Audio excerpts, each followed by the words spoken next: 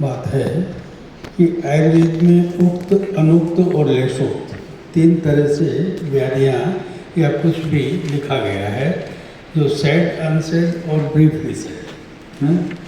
लेकिन मैं समझता हूँ कि आयुर्वेद में अनुक्त कुछ भी नहीं है।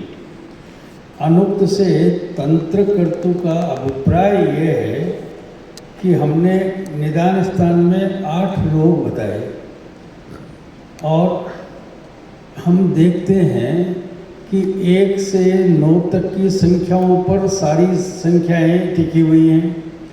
ये 7 नोट्स सारे गामा पादा निशा पर सारी जो राग रागिनियाँ जो है वो टिकी हुई हैं।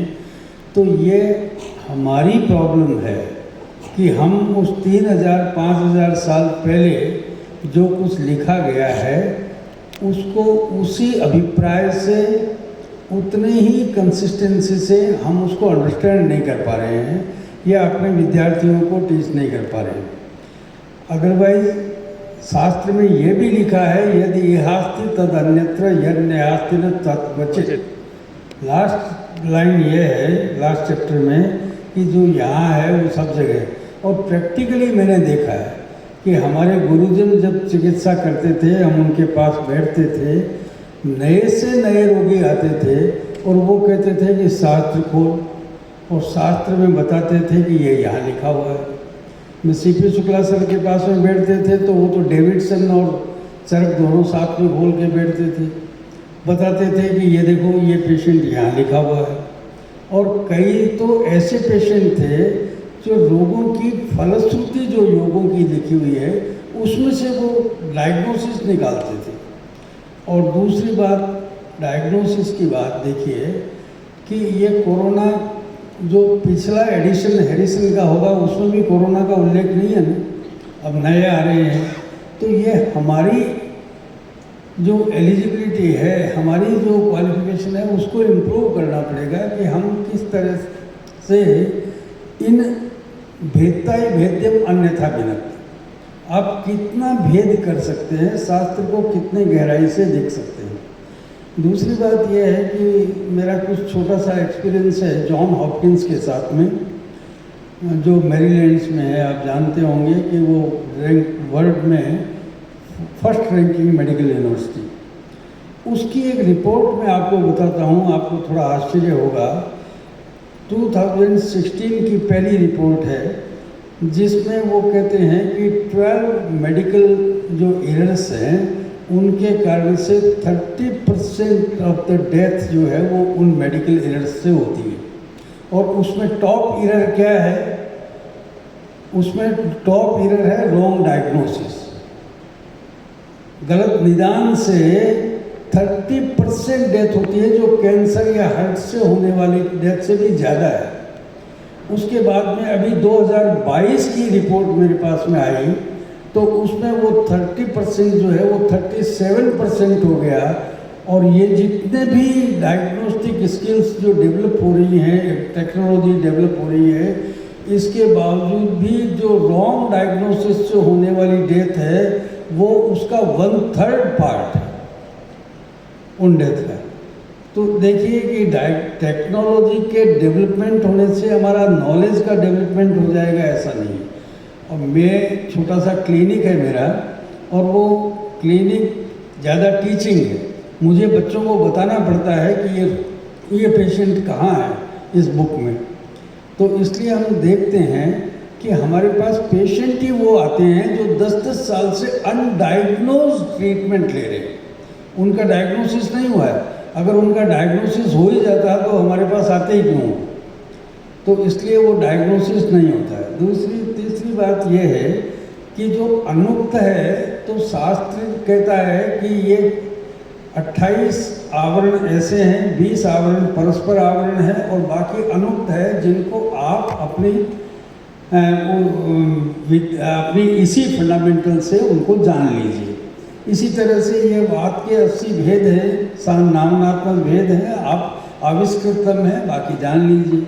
तो उन्होंने कुछ एग्जाम्पल्स दे दिए हैं, कुछ फंडामेंटल्स दे दिए हैं। उसी के आधार पर हम नए से नए रोग को, क्योंकि रोग कोई भी निदान पंचक से बाहर नहीं हो सकता। जैसा कि राम मनोहर ने कहा कि जब हमारे पास में रेट्रोस्पेक्टिव इंस्पेक्शन की क्षमता है कि हम क्राइम सीन को दोबारा से रिकंस्ट्रक्ट कर सकते हैं, तो फिर तो कोई अनुक्त रहेगा ही नहीं। हम निदान पंचक किसी का देख सकते हैं, जान सकते हैं, तो व्याधि भी जान सकते हैं। व्याधि का नाम नहीं जानेंगे, और नाम जो है वो मीनिंगलेस है। अगर मीनिंग नहीं जानते हैं तो नाम का जानने का कोई अभिप्राय नहीं है। हम व्याधि का अगर तस्मात् विकार प्रकृति अधिष्ठानांतराणि च समुत्थान विशेषांच बुद्ध्वा कर्म समाचरे। अब हमें कर्म करने की स्वतंत्रता दे दी आचार्य ने कि ये 3 चीज़ जानो और उसके बाद में कर्म करना शुरू करो। तो इसलिए हमारी समस्या नए रोगों के निदान का नामकरण की है।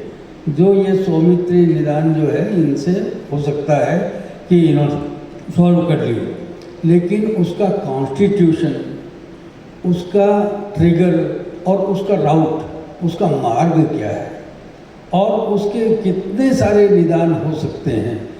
और चौथी बात कि हम रोगी का निदान करते हैं, रोग का निदान नहीं करते।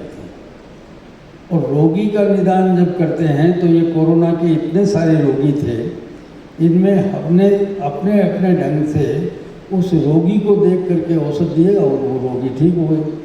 तो कोई एक औषध किसी एक रोग की, ये पेटेंट सिस्टम, ये सिस्टम हमारे यहाँ नहीं है। हमारे पास तो देशम दूष्यम बलम कालम प्रकृति मनोलम वय के अनुसार हमारा सिद्धांत अलग है, निदान का सिद्धांत अलग है। निदान की जो गंभीरता है वो हमारे शास्त्र को गंभीरता से नहीं समझने के कारण से ये क्लिष्टता आ रही है। और इसलिए अगर इसको हम सुधार लें तो ये समस्याएं समाप्त हो जाएंगी। और बाकी ये बात सही है कि टेक्नोलॉजी जो है वो मेडिकल या एलोपैथी या आयुर्वेदिक नहीं होती है। टेक्नोलॉजी का हमने यूज़ नहीं किया, लेकिन इस टेक्नोलॉजी के कितने भी डेवलपमेंट हो जाए वो अस्त व्यस्त समस्त व्याधियों का कोई निदान नहीं कर सकती, ये निश्चित बात है। क्यों कि वो 3D 4D करने के बावजूद भी उसके कई एंगल और रह जाएंगे। तो इसलिए टेक्नोलॉजी पर निर्भरता से आप मेडिकल कॉस्ट इंक्रीज कर सकते हैं और फिर भी कंफ्यूजन रहते हैं। ये डॉक्टर तो इनके पास तो है ना, इसके बावजूद भी केवल कुछ डिजीजेज हैं जिनके बारे में ये श्योर कह सकते हैं कि इनका हमने निदान कर लिया। बाकी वो कहते हैं कॉज अननोन है ना, ईटियोलॉजी अननोन। तो वो अननोन जो है हमारे पास तो है ही नहीं, हमारे पास तो सब कुछ नोन है, क्योंकि हम निदान जानते हैं। निदान के अनुसार जो है वो दोष के लक्षण जानते हैं, उसका संचय, प्रकोप, प्रसर इत्यादि सटक्रिया काल जानते हैं। उसके बाद में उसकी भेद की अवस्था में क्या हो सकता है वो जान सकते हैं। तो शास्त्र जो 3-4 हज़ार साल पहले लिखा है, उसकी लैंग्वेज, उसका जो दर्शन, उसका जो टेक्निक थी, ध्यान चक्षु, ज्ञान चक्षु, तपस्वी, वो हमारे पास नहीं है। लेकिन उतनी योग्यता हमें अपने आप में डेवलप करनी पड़ेगी, तब हमारे पास में निदान की कोई बहुत बड़ी दुविधा नहीं है। मैं 50 साल से निदान में ही काम कर रहा हूँ और निदान को लेकर के समस्या नहीं हुई अभी तक। तो हाँ, चिकित्सा में होती है क्योंकि बहुत सारे कारण हैं उसमें, लेकिन निदान को लेकर के इतनी बड़ी समस्या नहीं है। लेकिन लोगों का नामकरण की समस्या है। और स्टैंडर्ड आपका जो डॉक्यूमेंट बनता है उसमें आपको नाम देना पड़ता है, और इसकी प्रयास चल रहे हैं और लोग कर रहे हैं। और I welcome those researchers who are naming the diseases. अभी ICD बना है, आयुर्वेद में भी बन गया है, और हमने भी अभी नमस्ते पोर्टल की बात कर रहे थे। तो ये सब डेवलपमेंट हो रहे हैं, लेकिन फिर भी चिकित्सा के लिए उस निदान की आवश्यकता है जो फिर भी बनी रहेगी। नाम से चिकित्सा नहीं है। धन्यवाद।